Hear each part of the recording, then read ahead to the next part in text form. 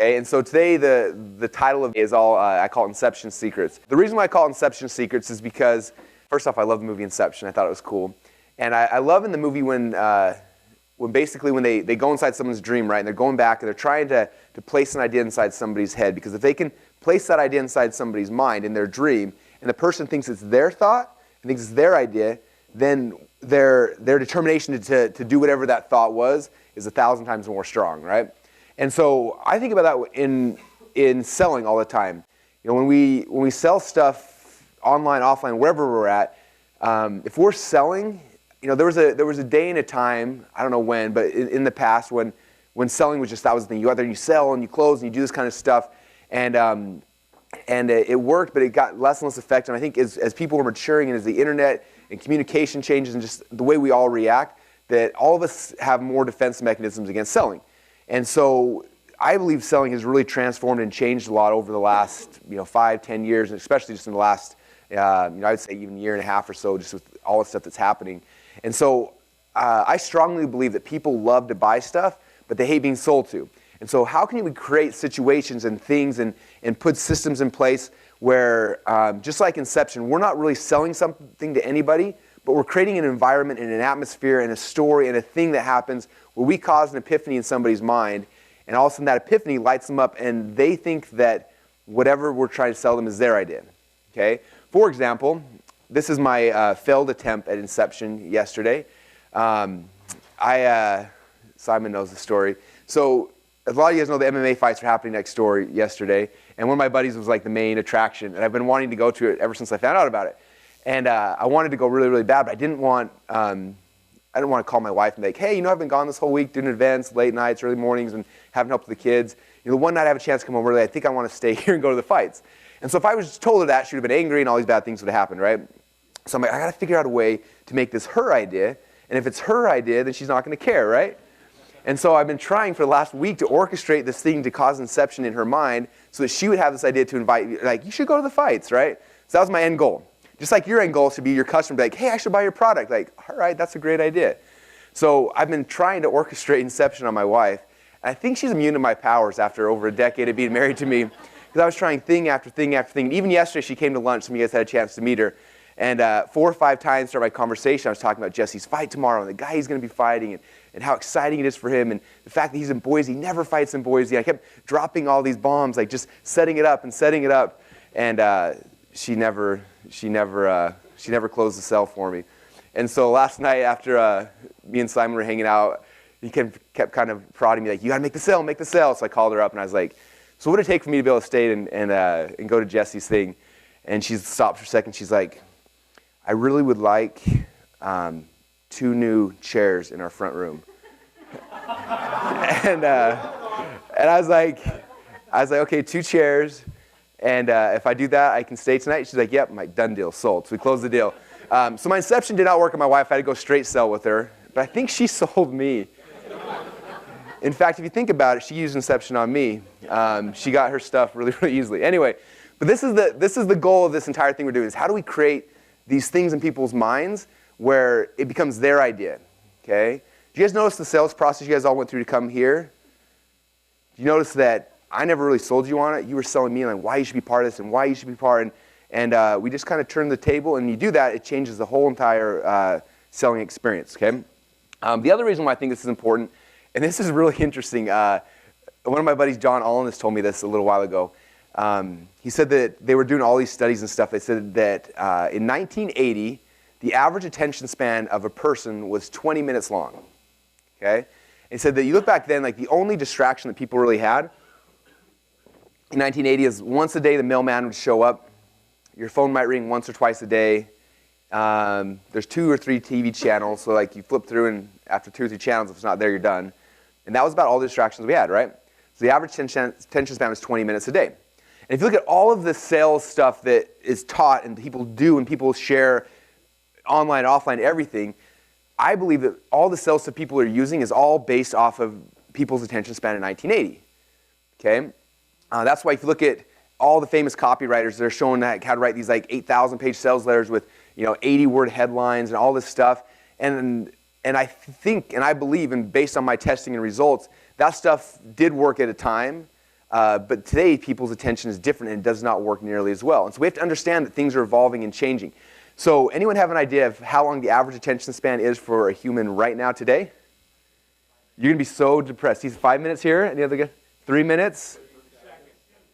You're going to be so unimpressed with us as humans. Think about your kids, yourself. How often are you looking for a text message and checking Facebook? And that's why we didn't pay for internet access in here, because I didn't want you guys on the internet the whole time. The average attention span right now, 9 seconds. Is that sad? So that's the environment we're selling in right now, you guys. We don't have 20 minutes to try to convince somebody to buy something. We've got 9 seconds. Okay, so we understand that. It changes how we sell stuff, right? Look at, and I'm going to talk about some of the different sales scripts throughout today, but I look at the people that are doing this really, really well, not in the how to make money market, but the people really well, like, think about when you're going through the grocery aisle and you're going to go buy your groceries, what are the things that are created to capture attention in your 9 seconds? Think about like the Inquirer magazine, Star. Think about those things like that. They're very fast, short, punchy things that grab you really, really fast. And we'll talk about some of those things throughout. But just the atmosphere is different, and we have to understand that. Okay, if we're doing sales the way people were doing 5 years ago, or even 3 years ago, it's not nearly as effective as today because we've got to grab people's attention so much faster. And so, because of that, a lot of things have changed. So what I'm going to be sharing with you this morning, the first thing is just more of the conceptual part about how the language patterns we have to use to sell. Okay, so this is more of the overall hierarchy strategy of how this whole thing works. And then the next sessions for today are going to be very, very tactical based. I'm going to give you the exact scripts we use at every single piece in the sales funnel. Okay, and so we've talked about this whole value ladder concept all throughout the weekend. But we have a couple sales scripts we use for this part of the value ladder. We've got a couple that we use for this part of the value ladder, and a couple we use for this part of the value ladder. Okay, and so you guys have all those scripts in your book, and that's what we're going to be going through after this morning. We're going to go through the rest of those, and then you'll have all the pieces of the puzzle. Okay, so that's kind of game plan. All right. So Inception secrets. In your book, you've got kind of a diagram here that's going to illustrate out all of the core elements I'm going to be talking about during this first presentation. The very first thing, if you look, this is kind of, I would say the central pivotal part of this whole Inception secrets is this initial quote right here. And I was going to get the guy's name that wrote this. This is not I did not invent this. But what he wrote here was really, really powerful. I think he called it like the one-sentence persuasion secret or something. It's like a 12-page book that explains this whole concept. And I'll find that for you guys and let you know what it is. But in his little presentation, he said that if you want to get somebody's attention, if you want to sell somebody, these are the 5 things you have to do for that person. Okay? Number 1 is you have to encourage their dreams. Number 2, you have to justify their failures. Number 3, you have to allay their fears. Number 4, confirm their suspicions. And number 5 is throw rocks at their enemies. Okay, if you can do that to your client, they're going to love you. They're going to come to you. They're going to do anything you want. Okay, so whenever we're writing copy, we're creating webinars, we're doing any kind of sales stuff, those are the things we're trying to weave into our presentations. Okay, those are our key elements. All right. Okay, so let me step back a little bit. All right, so the first time that I kind of started thinking about this Inception concept, we were working on a big project last year. Some of you guys probably saw it. It was called Rippling. And we were working on it with a whole bunch of people. And my job was we were creating all the marketing materials. And we did a great job of it. We got 1.5 million members in like 90 days. And then the other guy's job, which was to launch the company, they didn't do a very good job of it. But the marketing part was freaking awesome. We did great, right? And we were having these conversations with me and a couple of people that were doing a lot of the marketing materials and stuff. And one of the guys, he kept making these marketing things that were so obvious, like so much like this direct selling stuff, right? Just kept selling and selling. I hated it. I hated everything he sent over. It drove me crazy. And so one day I emailed him. His name's Jonathan. And I wrote him, I said, and I copied this from the email because I just said it one night on my iPhone. I was typing it. And I was kind of upset at him. I sent it. And this is what I said. I said, Jonathan, what I found out in copy is that if you just tell someone something, that it's not as strong and doesn't get the emotion needed to cause action. I think that to really make a concept go viral and get people's buy-in, we have to lead them somewhere, but we can't give them the answer. They have to come up with it. We plant it in their minds with a story, and if they come up with the answer, then they sold themselves, and they will cause the action. Does that make sense? So send that to him real quick. And then like 10 minutes later, he wrote back, he's like, heck yeah, man, it sounds like effing Inception. So if you guys know Jonathan, he swears every third or fourth word. Anyway, so that sounds like effing Inception. And that was the first time I was like, you're right, that's what it is. We can't be so obvious. We got to lead them to a path and then let them make it their idea. And if we do that, everything else changes, right? Okay, so we do that through a lot of different things. And kind of the core piece of this starts out with these three things. The first I call primary question.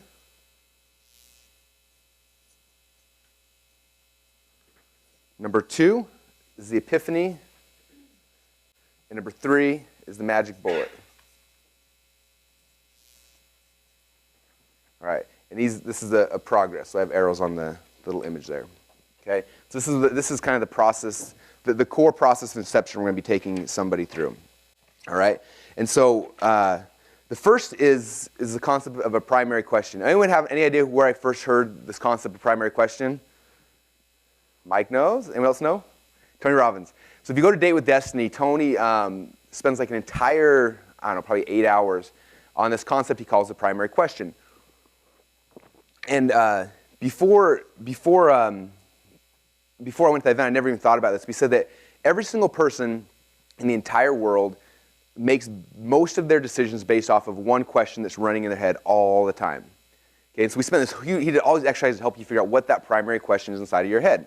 Okay, and he says that there's typically just one question, and it's asked over and over and over and over again. And it drives and fuels everything you're doing. Okay, and so for all you guys, I highly recommend for you to sit down and try to think what your question is. But he went through and he talked about, for him, his primary question was how, like, I think it was his, like, how can I make this better? And so every situation is how can I make this better? How can I make this better? And that was his primary question that drove everything. Okay, they talked about other people's primary questions. Some people's primary question is, what's wrong with me? Okay, do you guys know anybody like that? Every situation, they're like, what's wrong with me? What's wrong with me? What's wrong? And no matter what happens, what's wrong with me? What's wrong with me? That primary question drives everything they're doing. Everything they're doing, every choice, every action, everything they're doing, they have that primary question. Okay? Other people's is, how can I add value? Other people's are, why am I so scared? I mean, everyone's got this primary question that's running through your head that's making all sorts of decisions for you. Okay? Now, when you think about it, well, not most, but all of your consumers, all your customers have these primary questions as well that are driving them. And you really got to figure out what that question is, because if I want to take somebody somewhere, I got to figure out, like, what's the question they keep asking in their head. Now, Tony, when he was teaching, he was talking very specifically to everyone internally, like, what's the primary question you have about yourself? And he wanted you to be able to become very aware of your primary question, because when you knew it, then you can start, it's just like this marketing stuff. When you become aware of it, you can manipulate it, right? When you guys become aware of the funnels and why we do stuff, when you become aware of the pre-frames and all this stuff, when you become aware of those things, now you can manipulate them and change them, right? So Tony was showing us, because as soon as you become aware of your primary question, now you can change it and do something that's going to serve you as opposed to holding you back, okay? And so for my purpose with this more is to understand that, again, people have a primary question, but I also think that inside of each of your markets, when somebody is making buying decisions, I think they have primary questions as well, okay? About your product, your service, whatever it might be. And so for our business, the very first time I really realized this was when we first launched our call center, and we were doing all this stuff. And prior to us launching a call center, I always have support people, so there's kind of a barrier between me and my customers. So I don't always hear all the feedback that's coming through from them, and which is unfortunate. I think that me and everybody should spend a little more time looking at your customer support, because this is how you start finding out what your primary questions are, like what things do people keep asking over and over again. And so one day, we launched the call center. We had, I don't know, maybe 10 sales guys or something. And one day I went in, I just wanted to hang out and just hear these guys sell. Like, I really enjoy kind of the energy and the buzz of a sales room, right? So I go in there and I sit down and I'm just listening. And within probably an hour or so, I started hearing the same recurring thing over and over and over again. Okay, the majority of the people they were talking to, kind of in the business opportunity space, what they kept asking every single time was, well, if this works so good, why don't you just let me have it for free and I'll pay you guys from the profit I make? That was their question every single time. Well, this works so good, why don't you just give it to me for free? If you guarantee it's going to make me money, just give it to me for free, and then I'll pay you from whatever I make from it. Okay, and sales guys had to always spin that over and over and over again, but that was like the primary question that the business opportunity market kept asking over and over and over again. And I had this like epiphany, like, wow, that's what they want. That's their core question. So how do I instead of doing what most people do and get like upset and just be like, because you're a moron, you can't do that. You know, like that's what most of our things is like, because you have to give me money. Like, but I was like, instead of me just getting angry, like how do I use that? How do I use that as a tool to get these people to do what I want them to do, right? And so a little while later, we were launching one of our offers. I'm going to read you guys the first couple lines to this because you'll see how I kind of use that as a tool. All right, this is for our .com Secrets X offer. So I've got a quick question for you. Have you ever wanted to work from home, own your own business? Come on, you know you want that lifestyle, the one that everybody talks about, where you can work at home in your underwear or on a beach with your laptop. So why hasn't it happened for you yet? Come on, admit it. This isn't the first time you've been looking for a proven way to make money, is it? When is it your turn? My guess is this. You saw someone online promising you riches untold, but there was a catch. Doesn't it seem like there's always a catch? You pay hundreds or thousands of dollars to get started, right? Before you make any money. Don't they know that's why you're there? Because you need money? Doesn't it seem like if all those gurus' courses and software work so good and they really believe in them, why don't they just give you their money-making system, and then after you've made your money, then they would get paid? Okay? I'm speaking to exactly what they're like, yeah, that's how I feel. Okay? I'm coming right where they're at, and boom. And all of a sudden, that's exactly how I feel. And so then the copy from there goes on and basically spins like, look, I'm not like these other gurus. I care about you. I want you to be successful. So this is what I'm going to do. I'm going to let you come in for free. You're going to have 30 days to come in for free. And for 30 days, I'm going to coach you. I'm going to teach you. I'm going to give you everything I have. At the end of 30 days, you will be making money. And if you're not making money, don't pay me anything. Okay? Because that's the deal. But if you are making money, then just pay me part of the profits. Okay? I only charge $97 a month for this membership site. So in 30 days, if you're not making at least $97 a month, cancel. If you are, do nothing. We'll bill you $97 a month, and I'll keep training, keep being your coach. Okay? So that was the message. You guys think that's pretty strong? Okay, we launched that. Within 45 days, we had added over 8,000 members to that membership site on our dollar trial, which then rebuilt in 30 days later at $97 a month. Okay, the right message got in their head, understood the primary question, and grabbed them. Okay, so for you guys, what's the primary question that most of these people are asking? Okay, if you're in the make money market, you probably know now. If you're in the weight loss market, what is it? Okay, if you're in the finance market, what is it? If you're a coach, whatever it is that you're doing, what's that question they're asking? Because if you can figure out what that question is, instead of hiding from it like everybody else is doing, you embrace that and somehow use that to take your offer where you want it to be, you'll be amazed how people will just follow you and start running with you. We heard like 8,000 members in their membership site in 45 days. Yeah, it's awesome. Okay, so that's the first thing. Now, after you understand this primary question, the next step is we've got to lead them somewhere. Okay, we've got to lead them to some kind of epiphany. All right, and this is I learned this concept initially from Dagan Smith, and Dagan's one of my best friends online. He's awesome, and he has this whole like story selling course and process he takes people through. And when I was going through it the very first time, he was talking about this kind of concept of telling story and how you capture somebody. And there's elements of what he taught me that are going to be in some of these other scripts you guys will see, because we use a lot of it. One thing he says is that the entire purpose of a story, is to grab somebody, tell them your backstory.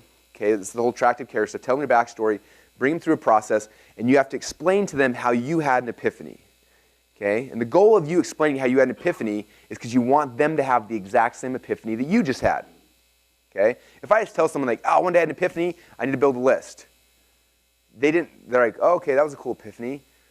Okay, the reason why we use story and why story is so important is because I need to take them on that journey with me. Because I take them on that journey with me and I tell the story about how I figured out I needed to build a list, somewhere in this story, they're going to have the exact same epiphany I did, usually a few seconds before I actually tell them what it is. And if I do that, what just happened?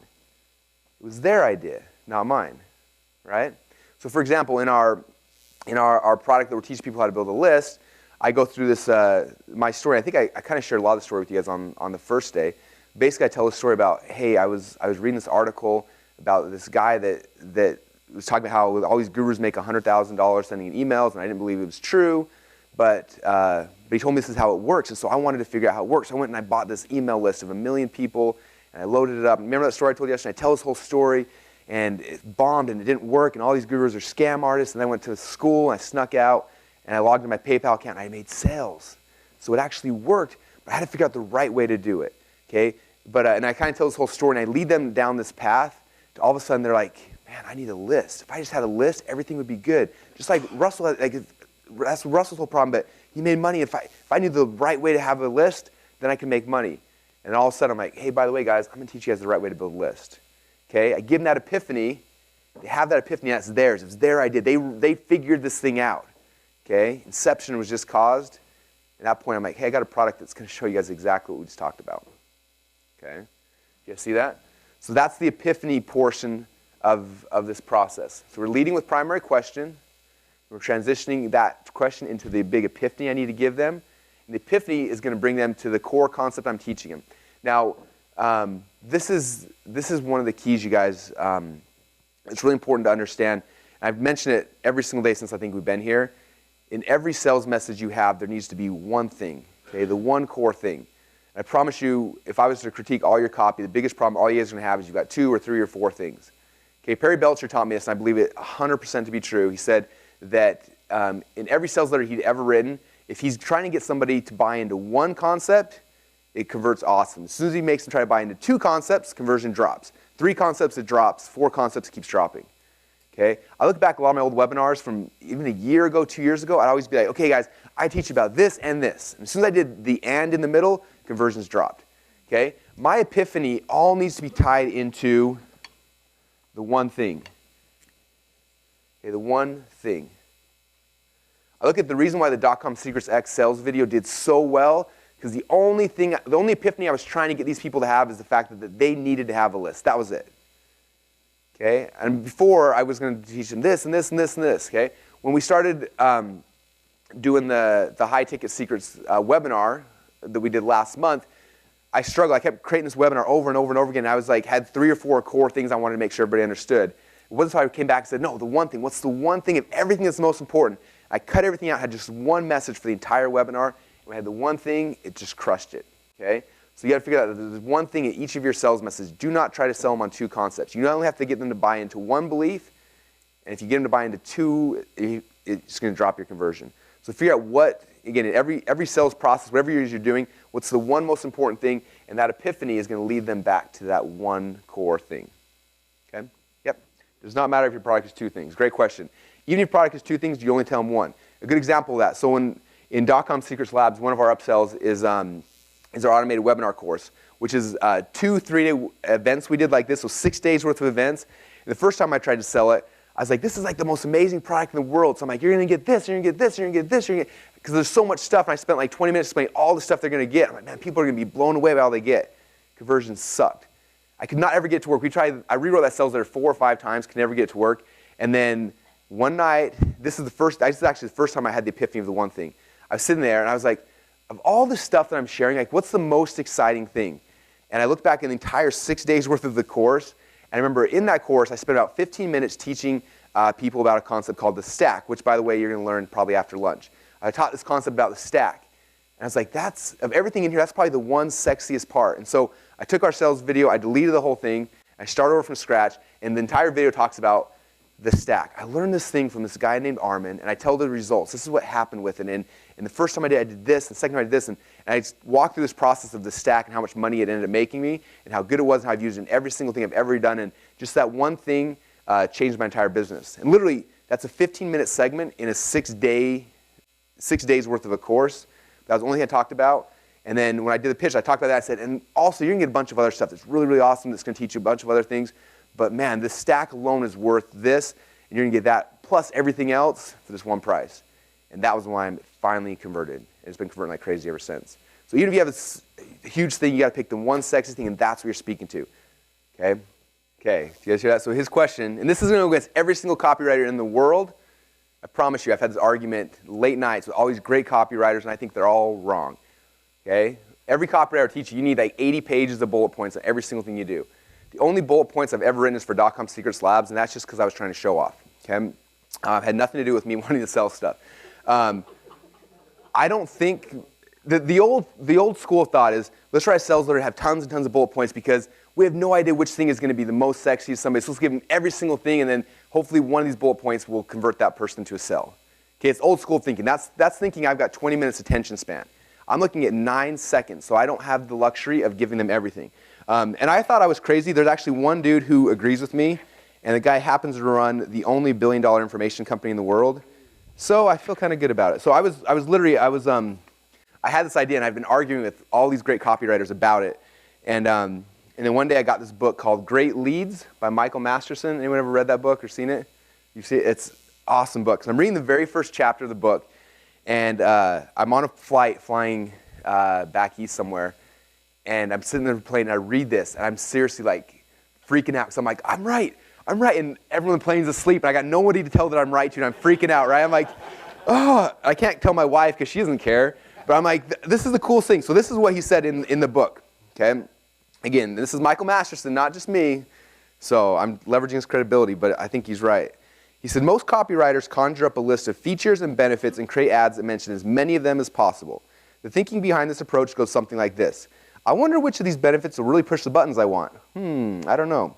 I guess what I'll do is throw them all in the promotion. That way, if one doesn't work, maybe another will. This is what we call toss salad approach to advertising copy. Throw everything on the counter into a big wooden bowl, marinate with some connecting sentences, and toss. It's standard recipe for a B-level copywriter, but it's not the way to win any blue ribbons in the most competitive kitchen of breakthrough advertising.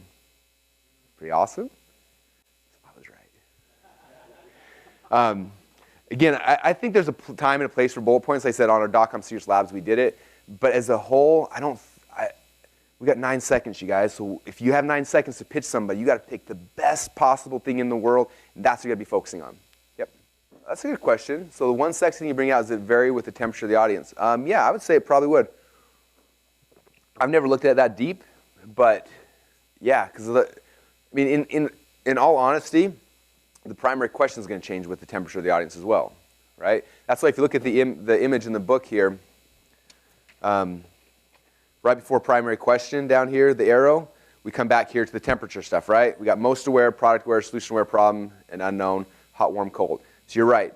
Because somebody who somebody just wants to make money, okay, their primary question is way different than somebody who's got an existing business and wants to take the next level. Someone who's 300 pounds overweight and someone who's in great shape and they want to take their fitness to the next level have different primary questions. And so I think for a lot of you guys, you got to figure out who's the real person you want to sell to the most and start there. And again, that comes back to where those fish at. Are they in warm traffic, cold, those type of things. Yep. So what she's asking is different people are motivated by different things. Okay. What you're kind of leading to is, and what you're saying is 100% true. So everyone in the world is motivated by one of two things. Either they like to move towards pleasure or away from pain. Okay? Have you guys ever studied NLP before? Neuro Linguistics Programming. This is like one of the core things. People make all their decisions either moving towards pleasure or away from pain. Okay? It's important to understand that. Now, what I mean by that is towards pleasure is in the make money markets. I want to be rich. I want to have a plane. I want to do whatever, right? Away from pain is I hate my boss. I want to quit my job. I'm miserable. I want to get away from this pain. Okay? Now, every single one of you guys, every one of your customers, all make their decisions based on one of those two things, okay? And I'm curious real quick, think about yourself for a second. I want to know, all of you guys in this room, do you make the core amount of your decisions moving towards pleasure or away from pain? Okay? So who here makes their decisions moving towards pleasure? Okay, who makes moving away from pain? Okay, now this is going to be a big aha hopefully for some of you guys.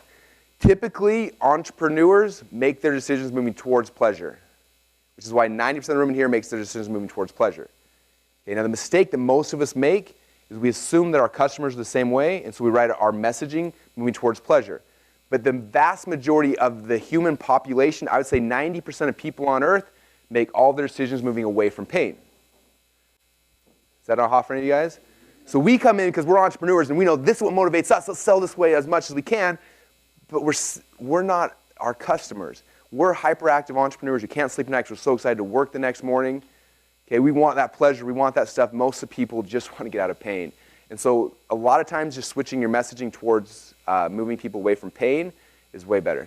Who had a question? Joey? Yeah. There's not a right or wrong answer. Everyone's wired one way or the other. So it's understanding your customers where they wired and not where you're wired. We always get stuck up to like, well, this is what I would have bought that. It doesn't matter what you would buy. Okay, I was listening to Ben Settle podcast on the way over. He's got this podcast about marketing. All he ever talks about is picking up chicks. It's really funny. And he was reading like some personal ad that some girl wrote, and he's just like ripping on the girl, and it was really kind of funny. And he's like, she doesn't understand that all that men, he's like, this is what men actually want. He's like, the biggest thing that you have to understand is you can't sell what people aren't buying. Like, you have to sell what people are buying. That's a big key here, right? So people are buying, get me away from pain, and we're trying to sell, how's a whole bunch of pleasure. They're not going to buy that. You got to sell the right thing. Okay. There's another question somewhere. Yeah, David. The other interesting thing about this is, like our goal as entrepreneurs is always to like under-promise and over-deliver. We focus on one thing. They come in for that one thing, and all of a sudden you got the rest of your thing. And they're like, holy crap! Like, you didn't even tell me about this other stuff. This is all just free stuff, right? And they get blown away. So it's twofold. One, increases friend conversion because you're focusing on one thing. Boom. And number two, they love you twice as much because what they're getting in the back is just so much more. All right. Cool. All right, let's keep going. Okay, so next step then. After we focus on primary question, moving towards the epiphany, then the last thing is when you make your offer, again, as close to a magic bullet as possible. I always think about like, is this a magic bullet? Is this going to answer the primary question and solve the epiphany that they just had? What's the magic bullet? And if we can give them a magic bullet, it's awesome. Which is the reason why I like free trials, is the reason why I like the invisible funnel, which is the reason why I like free plus shipping, because this is a magic bullet. Like, I just solve all these problems, boom, I'll give you this thing for free, right? I'm scratching that itch really, really easily at a low ticket. So for some examples of magic bullets we've had tons of success with, .com Secrets X is only pay after you make money. That's our magic bullet offer. Our double your reading, pay $100 after you've doubled your reading. Living on a coupon, don't pay until you've saved $20 your next shopping trip. Girlfriend in a week, don't pay until after you get a girlfriend, right? Like the magic bullet type offer. I love those for the front end of anything. Okay. So when I'm looking at this stuff, you guys, put that up there. I'm looking at that. That's the core thing here, right? Primary question, moving to epiphany, moving magic bullet, which all this is kind of the one thing. Okay. So that's kind of the overall hierarchy of how I'm doing all my sales messages, right? So from a high level, I'm trying to take everybody through this kind of a thing. Now with this, we can use this hierarchy in a ton of different situations, right? Video sales letters, automated webinars, phone calls. Like every single sales thing I'm doing this kind of stuff. But this is the overarching hierarchy of kind of where we're going with it, right? Now inside of that, there's a couple other really powerful things that I found that have had a huge impact. And these are all these things down here. Copy speed, trial close, and desire amplifier. So I'm going to kind of go through those right now. So the first one is copy speed. So I've hired a lot of copywriters in the past. I had copywriters work full time for me. I've written a lot of copy. And I always did things the exact same way that all the copywriter guys teach, right? I bought all the copywriting courses and all the things people were teaching that worked back in the 80s, back when people had 20-minute attention span. I believed it, I did it, and we had success with it. Not like screaming success. Well, we had good success, but it was kind of like that's what it was. I remember one day, one of my friends came to me. He's like, hey, I've got this offer. It's doing really good. You should promote it. Okay? And so I'm like, all right, I'm going to try it out. And I sent an email out to my list to promote this product. And it was weird because typically when we're promoting something as an affiliate, we're looking to find out kind of what our EPC is. EPC stands for earnings per click. So typically, like in the how to make money world, when I send an email out, most people want to make like $1, maybe $2 per click. If you make $2 per click, that's like a pretty good campaign. So if I send 3,000 clicks, I'm going to make $6,000 back, right? A really good offer might have $3 per click. So I send 3,000 clicks, I make $9,000 back in, right? So that's kind of the metric we're always looking at. And so I sent like just a test email out to this guy's offer, and the very first email I sent out made $10 per click. Okay, so I think I sent 3,000 clicks, and I made $30,000 back in. I was like, holy crap. So I was like, why did that work so well? I got to figure out, and I ended up sending a bunch more emails because it was working so good. And what was interesting is, and this is kind of the power of having an offer that converts.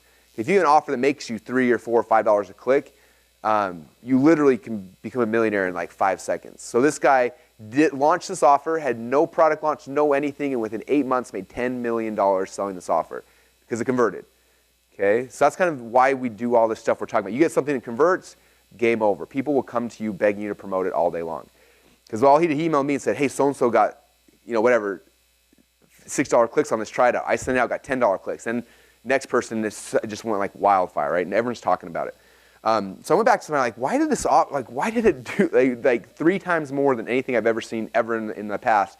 I started looking at it, and I looked at the sales letter, and it was structured so much differently than I'd ever seen anything else before. It still looked like a long form sales letter, but I looked at like the sentence structure, and there was never any line that had more than 1 line. There was never like a paragraph that had 2 lines or 3. And every single sentence ended with ... And I was like, this is weird. And I started looking at it, and I read this entire thing. It was just like, the style was different than anything I'd ever seen before. And so I emailed the guy whose offer. I said, who wrote the sales letter for this? It's just different. Like, who is that? So he told me the guy's name. And so I called the guy up, and I just wanted to get to know him. Just like, tell me, like this is just different. Like, some difference happening, and it's working, so I want to know what in the world's happening. And so I don't think he even knew. I don't think to this day he knows why, but it was working. So I started asking him, and I was like, let me see other stuff you did. So he showed me 4 or 5 other pages he had written, and all of them had the same style.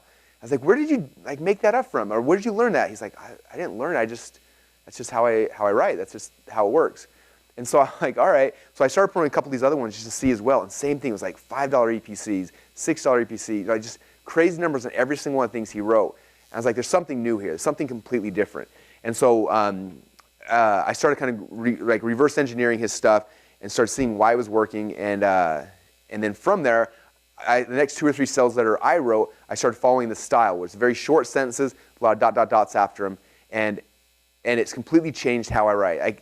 This style, I can write a sales letter that would have taken me anywhere from 10 to 14 days, I can write in usually 3 or 4 hours now. It shrunk my time down, and the conversions go up every single time. So I'm going to show you guys kind of examples so you can understand what I'm talking about, how it looks. Because part of it's look, and the part of it's kind of the speed of how it all goes together. Okay, so this is my sales letter for .com Secrets X. So you notice every single one of these sentences is like 5 or 6 words. They almost all seem like a headline. The speed of this is really, really fast. Let me read it to you. I got a quick question for you. Have you ever wanted to work from home, own your own business? Come on, you know you want that lifestyle, the one that everyone talks about, where you can work from home in your underwear or on the beach with a laptop. So why hasn't it happened for you yet? Come on, admit it. This isn't the first time you're looking for a proven way to make money, is it? See how fast that is to read? Okay? Again, we got 9 seconds, right? People are scanning stuff down. You got to block a paragraph. You go like this and you stop. You're like, oh. And we get an email now where someone sends you like a paragraph and you're like, I'll just read it later. And you just ignore it, right? And you never come back to it ever. Okay? We got 9 seconds. So every single one of these things is almost like a headline. And it's grabbing you. And notice how unfinal it sounds. Like everything's like I'm throwing up these things in the air. And these ... dots keep me like coming back and keep me coming back. It's like, like it's never ending. And it starts like pulling me through this letter, right? That's why I call it the speed of the copy, because it's like in piano they would call it staccato. Is that the fast, like da-da-da? That's what I feel like. I feel like there's like this fast speed of the thing, okay? And so when I write any of my letters now, all of them are like this, okay? There's never more. Once in a while I might drop to the second line. That's a very rarity. Very, very rare do I ever let it do that. Very short, very fast, and it sucks people in. And it works. And if you look at this copy, the whole thing, you know, I'll scroll out, you see it.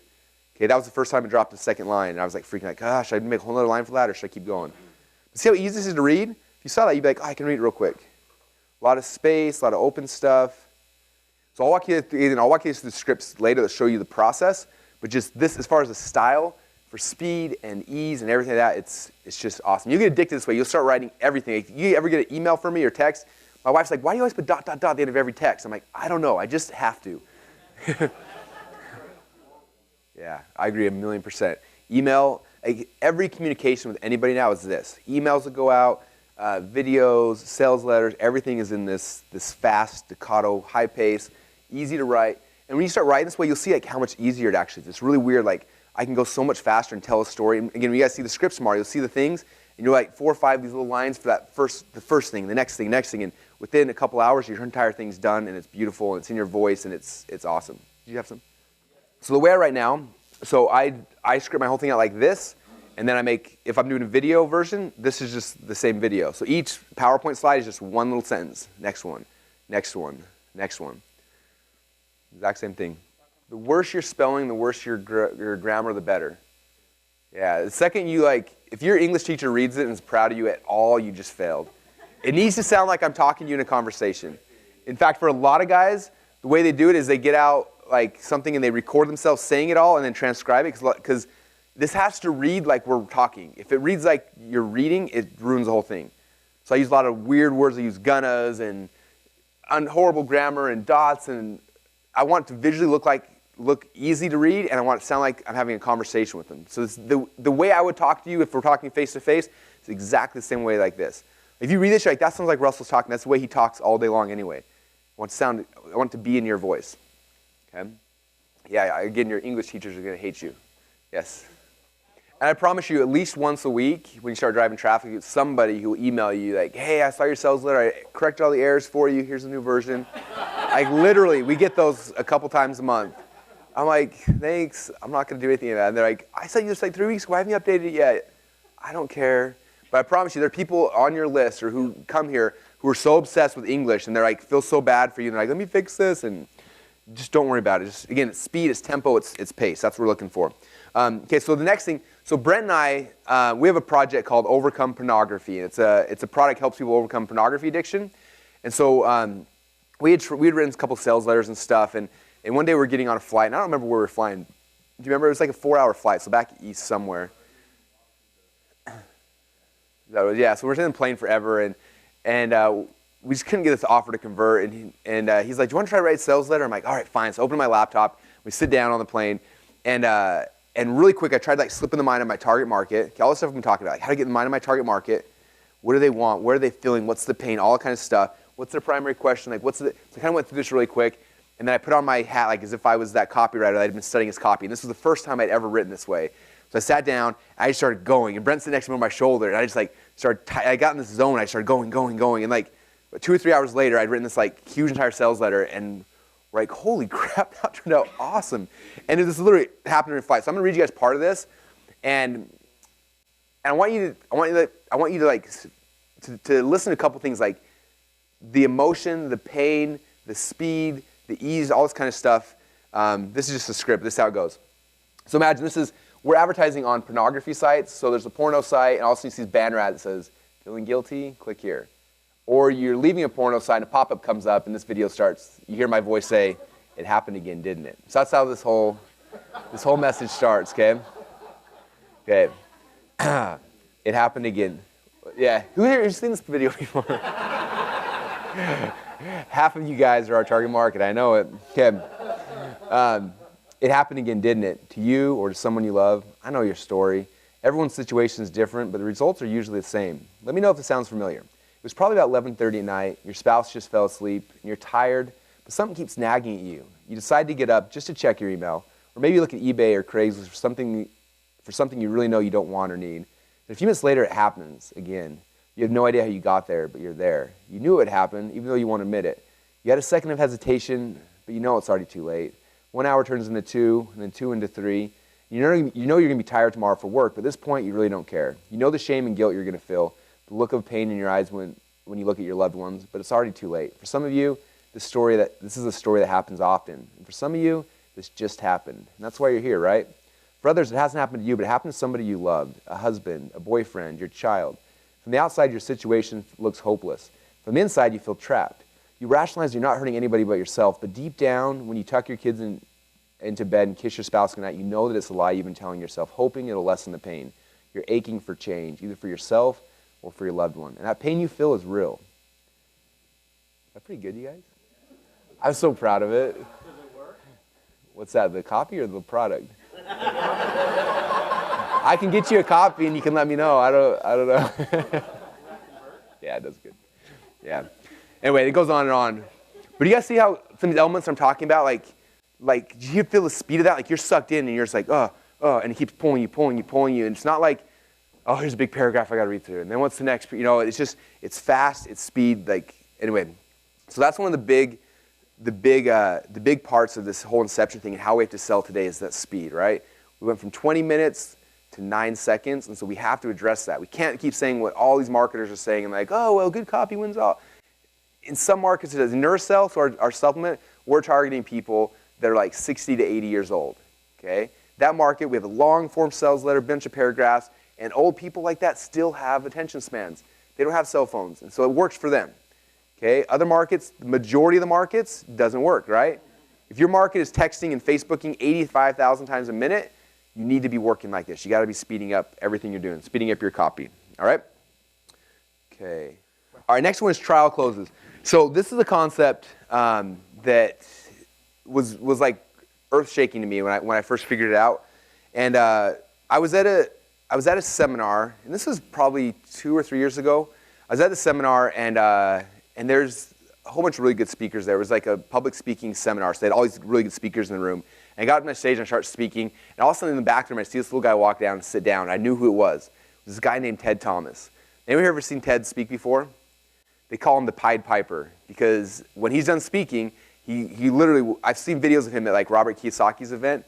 He'll be walking like this, and there's a line of people all behind him, all holding their credit cards in their hand, and they're walking like this, and have 300 or 400 people following to the back of the room and buying his thing. It's like it's the coolest thing in the world. And so he sits down, and I'm like, oh man, there's like the man that's like closes everybody here watching me pitch. So I get a little nervous, I'm doing my thing, and I sold. I did well. You know, I got some skills, so I did all right, and people ran back and they bought.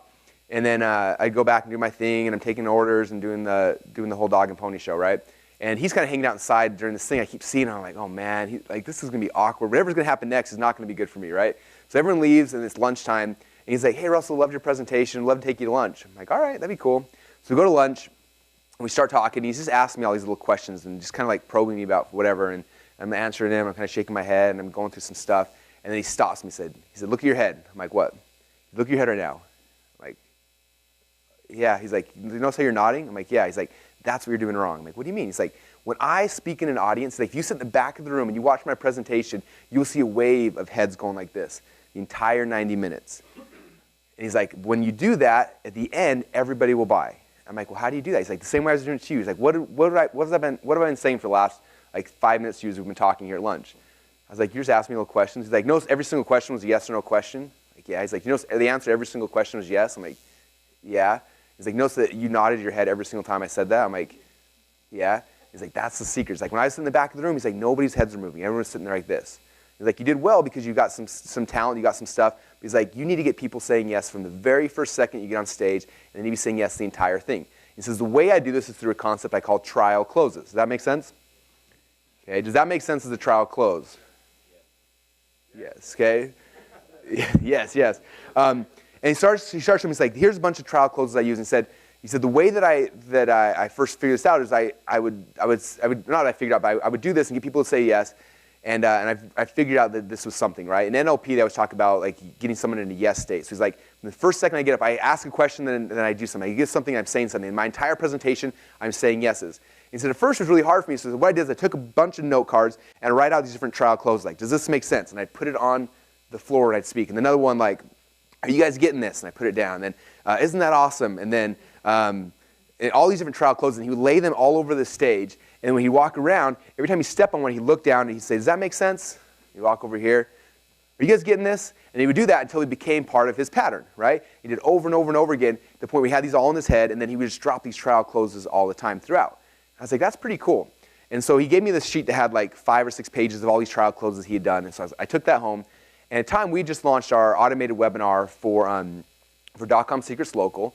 And I was like, I want to add these trial closes in. And so I re-listened to the entire like 2.5-hour webinar, and every single time I had a little timeline, I'd see, okay, at 3 minutes and 22 seconds, I should insert this trial close, and I wrote it down. And then at this time, I should write this trial close. And I went through the entire thing, and I listed out like 5 pages of trial closes. In fact, if you look at the .com Secrets Labs book, in the very, very back, I show you everything I did here. So I show you all my trial closes. This is like my thing. So at 1 minute and 5 seconds, I did this. And at 1:21, I had this trial close. At 2:07, I had this trial close. 3:05. So everything throughout, it's every trial close I added back into that webinar. So I just recorded it and had my brother, who does my video stuff, just splice those little trial closes in throughout the whole thing. And then we put and a couple things about trial closes, like I got so blatant like the very beginning, because I'm in a webinar instead of like at home. So I'm like, I gotta get people nodding their heads like crazy. So one of my very first trial closes was almost like a joke. We put it in, and I was like, I know I can't see you guys at home right now, but I want every one of you guys to shake your head yes if you can hear me. Like literally, I need you to shake your head yes. So like I had people like, I just told them flat out like, say like just do that, and I was really blatant with it. A couple other really cool things is like that Ted taught me. So the biggest problem is a lot of times you'll share a testimonial, and then you get a little nervous, and you move on to the next topic. He said, as soon as you share a testimonial, that is the best, most important time for you to drop a trial close, or 2 or 3 or 4.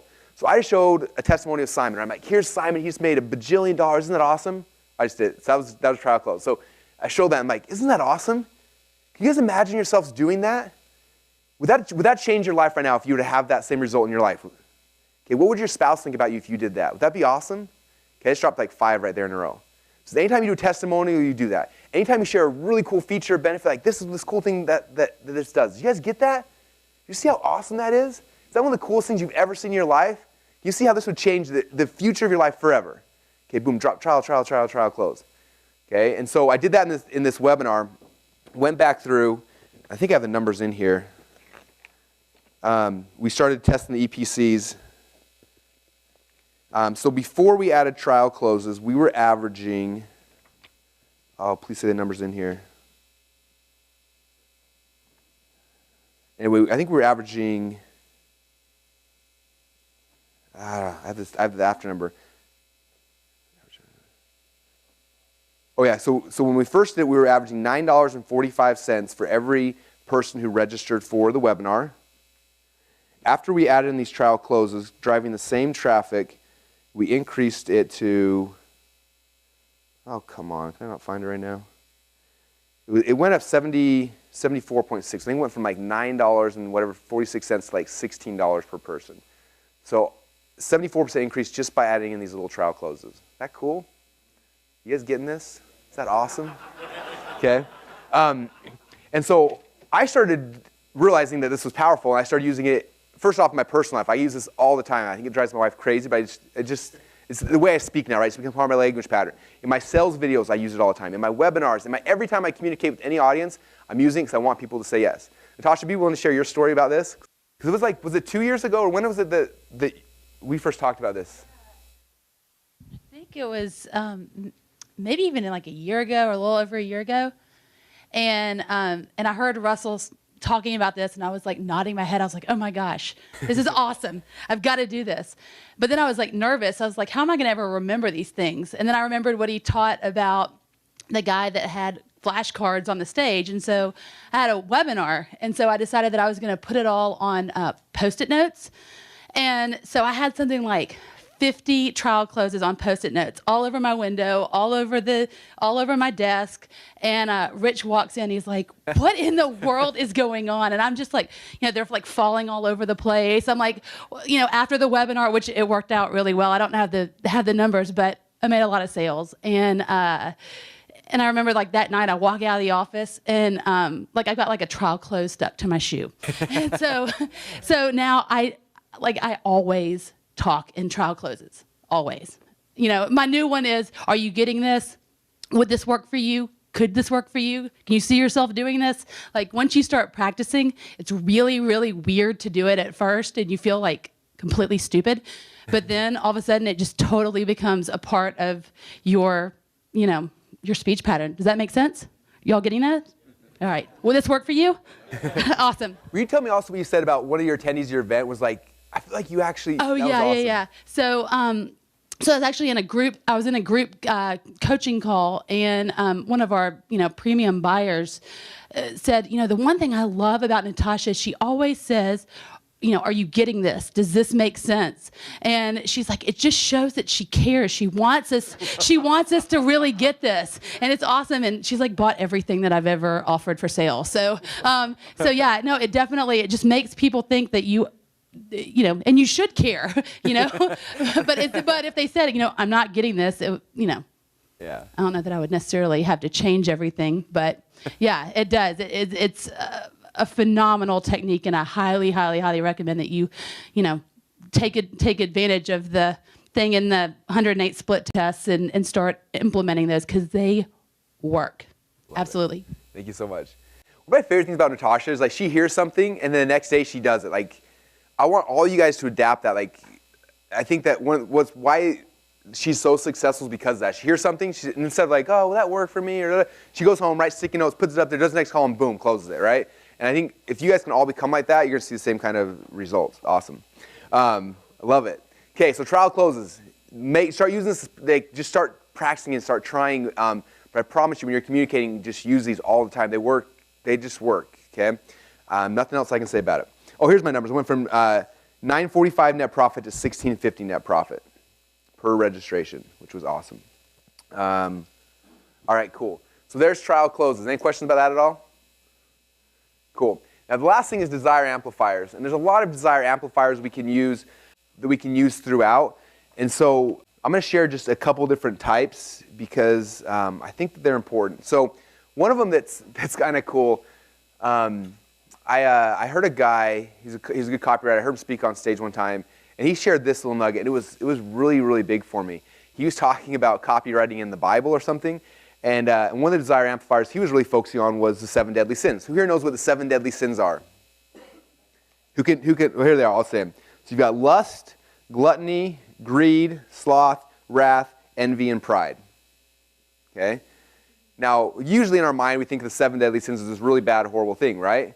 As salespeople, we need to realize that those are the things that get people to take action, all right?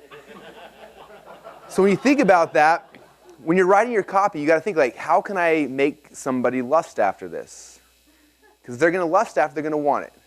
Okay? How do we get them gluttony? Like, how do we use gluttony as a tool, as an amplifier to get somebody to buy my product? Okay? How do we use greed? Okay? How do we use sloth? So greed, obviously, make money, make money, make money. Sloth, do it without any extra work. Just sit on your butt at home in your underwear, doing nothing, right? Wrath, envy, pride.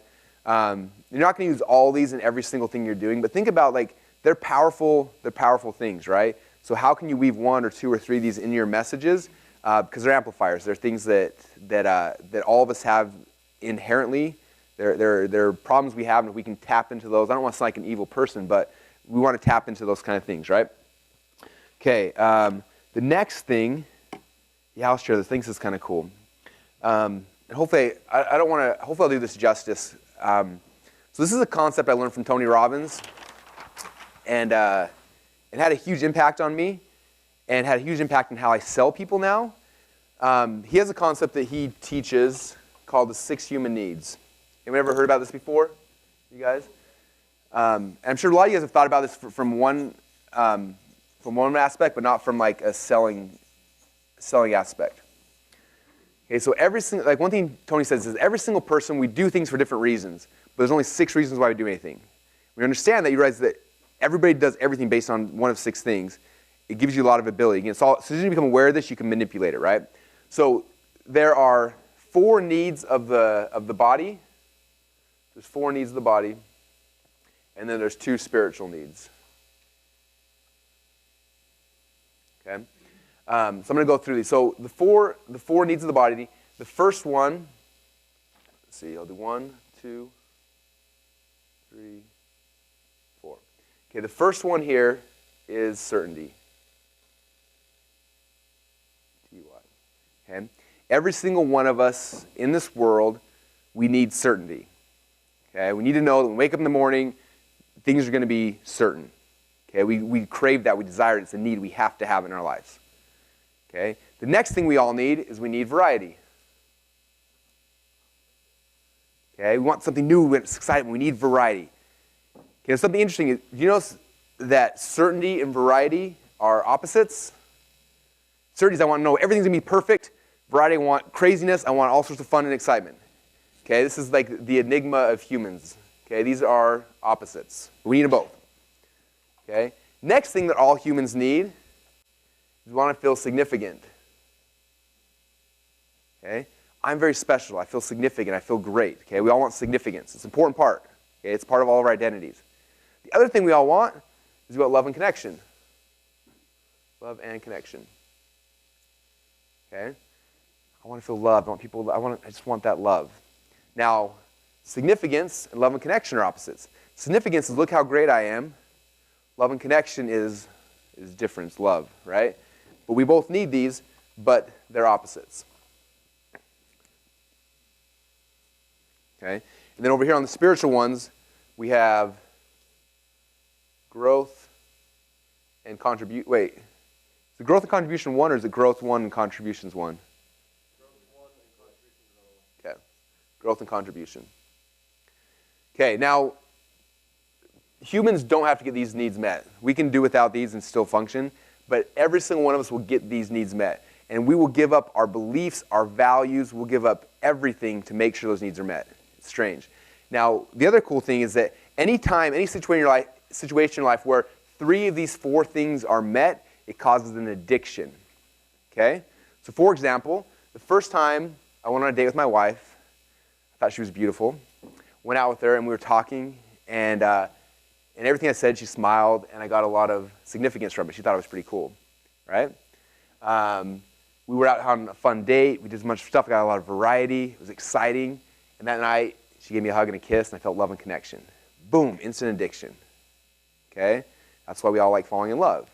Okay? It meets at least 3 of our needs, and we fall in love. Now, what happens a year later? We get married. A year later, we have kids. We're at home all the time. And all of a sudden, like, things kind of are the same every day. Variety goes away. But we have certainty. Every morning we wake up, we know she's there, right? So we got this addiction. But what happens after a while when your wife stops thinking you're that cool?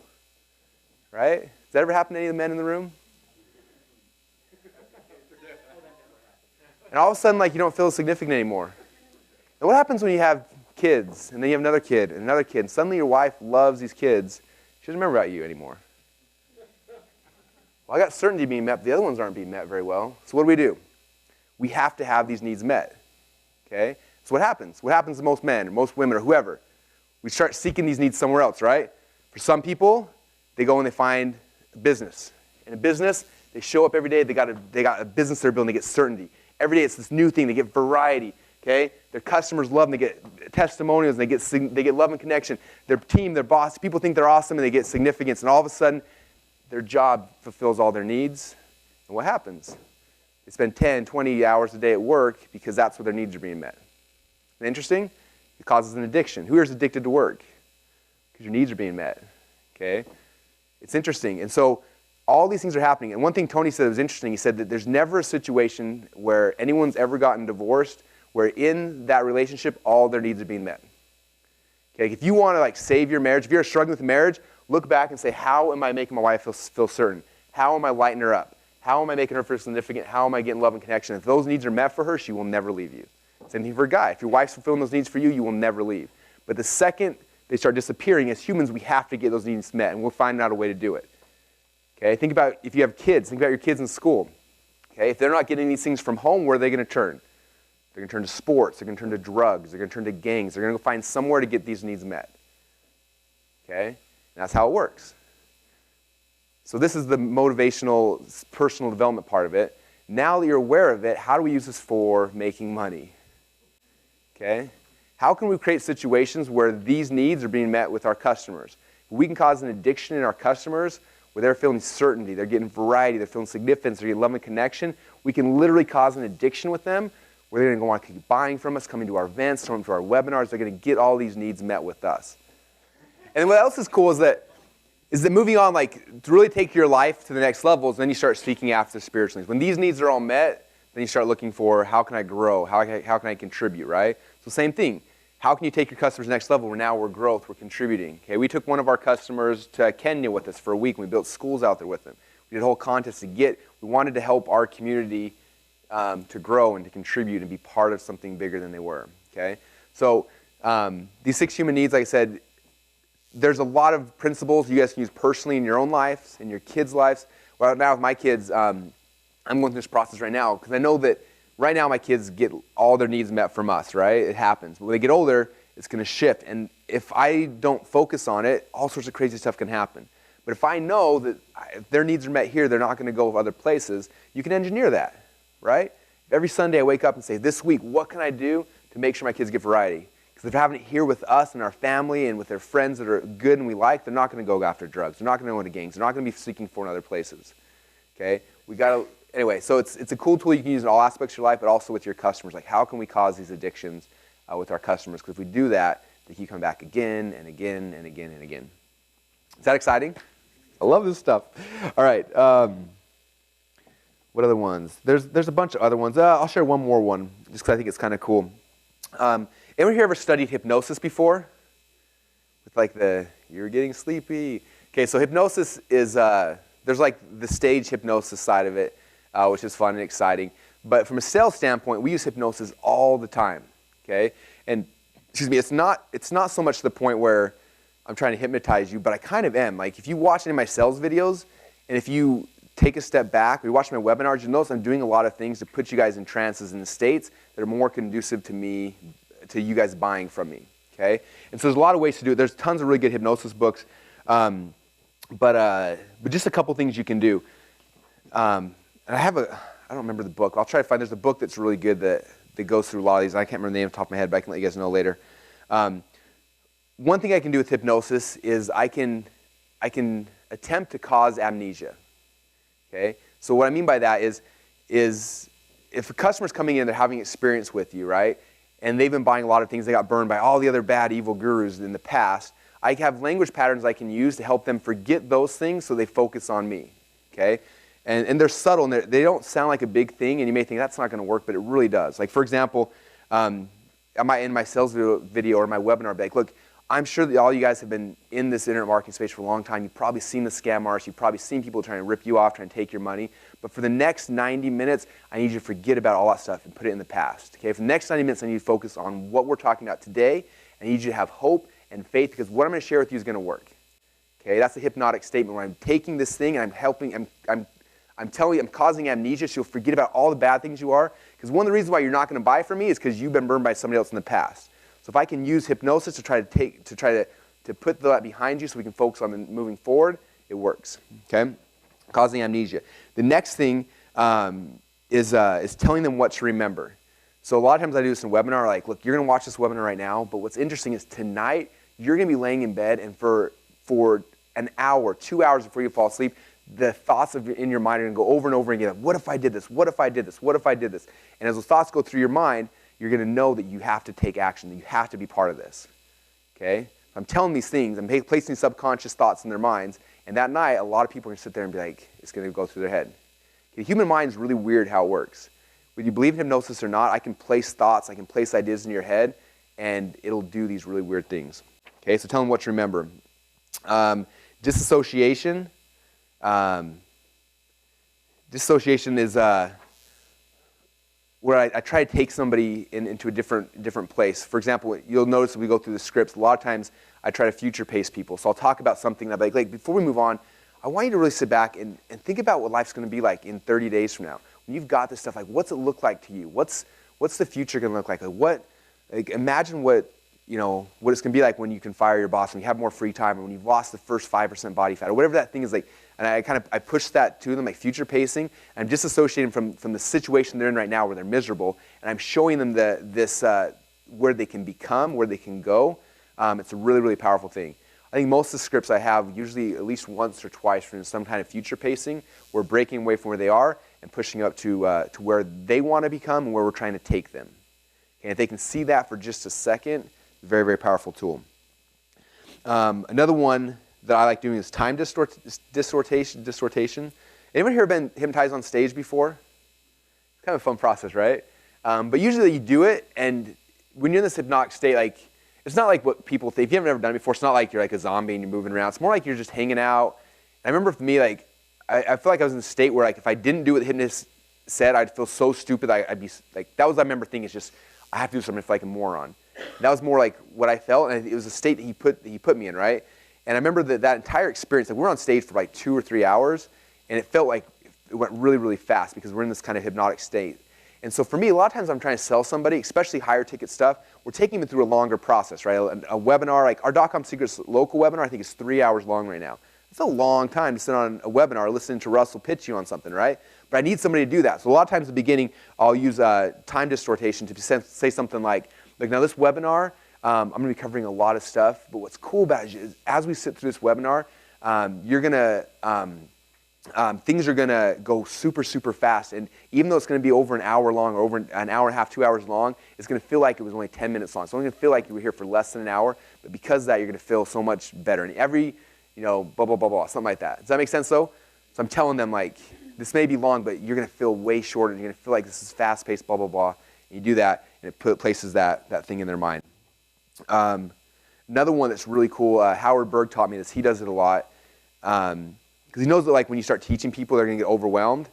And so he does at the very beginning, he puts people in a hypnotic state where he says, no, as you start going through this training, initially you're going to be overwhelmed. That's a great thing. And as you become more and more overwhelmed, that's okay. That's a good feeling. And that overwhelmed feeling means that you're learning, you're progressing, and blah, blah, blah, blah, blah, whatever.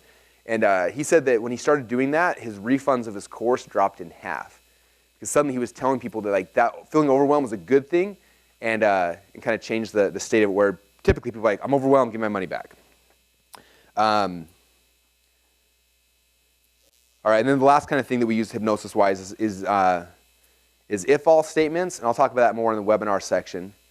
Yeah, I'm not going to ruin that surprise. So if-alls we'll talk about in the webinar section. It's a really powerful hypnotic tool. Must-do, so you must do this, you must do this. I'm giving you a straight-out command. You must do this, you must do this. Works really, really well. And then can-dos, like, can you imagine yourself doing this? It kind of goes into trial closes. But again, it's another hypnotic thing. So again, hypnosis is cool stuff to study, you guys. Even if you don't believe in like stage hypnosis, whatever, like as a tool, all these little weird little things, they add up, okay? And they all help you get to where you need your audience to go. So those are all a bunch of different desire amplifiers that we try to weave into all the copy, okay? So this whole first morning session, you guys, as you know, is not so much just here's like the script. This is trying to help you guys understand the overall process. Okay, we're taking from primary question to epiphany to magic bullet. And then here's some of the techniques we use. We talked about copy speed, we talked about trial closes, and we talked about some desire amplifiers. Now, you don't get overwhelmed. You don't have to do all these things every single time, but they're all tools in your toolbox now you can start figuring out how to use when you're scripting things out, when you're writing webinars, when you're doing stuff. And at first it'll be hard, but every time you do it, it'll become more and more second nature. Like Natasha said, trial closes are second nature to her now. She does it all the time. Using hypnosis stuff, first I never used it, now I start using it more and more, and eventually it just becomes part of it just becomes a part of your language patterns. And as you do this more and more, it'll become more and more second nature. I'm a junkie. I like learning all this stuff. So I talked about this a little bit on day number 1, like concept of immersion. So this is what I like to do. Like I recommend this for all of you guys. Like I remember the first time I kind of started realizing the power of this, it was huge. Like I literally think that in about a 48-hour period of time, I can become an expert in any business. I can know as much in 48 hours as any expert. I literally think that if I want to become a doctor, I can spend 48 hours and do almost everything the doctor can do. Like it's really, like when you start learning how to learn fast, like we learn all this crap in school. It takes us, entire semester to cover a bunch of stuff. But like the reality is, if you learn through immersion, you can learn like 98% of what you need to do in a very, very short, finite period of time. So what I will do a lot of times is I'll pick a topic that I'm really passionate about. Like when I first wanted to learn NLP, I was like, hey, I want to learn NLP. I can go and read a book on it and do some stuff in 6 months and I know a couple things, or I can immerse myself in it. So I literally went online, I bought every single NLP book, every single audio, as much stuff as I could, and I got it all shipped to me. And I spent a week where I'm going to learn NLP. I'm going to learn as much as I can from it. And so in the car, I'm listening to NLP CDs and books. I'm reading through, I'm scanning, trying to find as much stuff. And I just immerse myself in something as hard as I can for about a week. And in a week, you literally can learn enough in a week on any topic that you can become an expert in it. Okay? Again, and so that's kind of what I do. So like when I got into NLP, that's what I did. When I was learning hypnosis stuff, about 5 or 6 sales hypnosis books, some audio courses and podcasts, just brained them as fast as I could. And I don't know everything on it. I don't finish reading every single book. My goal is not to read from cover to cover. It's to scan through and find the things that I can use that are applicable to me as fast as I can. And when you do that, you just assimilate information really, really fast. And what else is cool is like, when I was talking to Howard Berg, the world's fastest reader, he told me something that was really powerful. He said a lot of people read a book on a topic and they get like one author's perspective. And so the problem is that's just one guy's perspective. He's like, I'd rather get 5 or 6 books and get everybody's perspective, and all of a sudden you get a whole picture.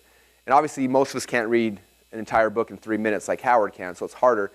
But I like to get a bunch of different stuff and get a lot of perspectives on stuff because you get a better picture, and you start making these connections that you don't make when you dabble, right? Like the reason why I think college is a horrible experience is because I spent an hour here and then an hour here, and I learned like 8 topics in a 3-hour period of time. And then 3 days later, I gotta do it again and again. I'm dabbling in all these things. I can't remember anything, and none of these connections are happening. But if I take one topic and just cram as hard as I can for a very finite period of time, you get so much stuff. That's why I like events like this. In 3 days, I cram so much stuff on you. A lot of it's gonna be over your head. You can get overwhelmed, all this stuff. But all of a sudden, all these connections start getting made, and you're like, oh, that's how this stuff all fits together. But if we did this same experience over 3 months, most of you guys would never be able to get all the connections. We're here, I think the majority of you guys will at least get the connections. Then you can go back and start filling in the pieces for what's important. I like doing stuff like that. Anyway, if I do an event, maybe I do an event once a week, and you guys all know once a week I'm doing an event, so you get certainty. This is going to be happening every single week. Each week I'm teaching a new topic. It's going to be exciting, the new thing. You're going to get some variety. That's why I keep coming, because Russell's got new things all the time that keep me fired up and awesome. And then on the call, everyone who's successful, I'm going to be recognizing them. Those who are implementing, I'm going to recognize them. They're going to feel significance. The MLM world's awesome at this. Have you ever noticed you go to one of their events, it's 3 days long, and all they do for 3 days is have every single person in the audience come up on stage and get their picture taken. They make you all feel significant, and then they get hugs with the leaders. You feel love and connection, and they create these cult addictions. Okay? All of our MLMers in the room, you know this is how it works, right? They are one of the best in the world at causing addictions, okay? Because that's what they're doing. So it's not so much in your sales that are like your attitude. This is more like your overall hierarchy experience with your customers. From everything you're doing, you're weaving these things in. You're trying to figure out how can I make these people feel certain. Okay? How can I add them variety? How can I make them feel significant? And how can I give them love and connection? Okay? That's why events like this are good, because you can serve people at a different level, but you also can do a lot of these kind of things that you can't do necessarily, that are harder to do remote.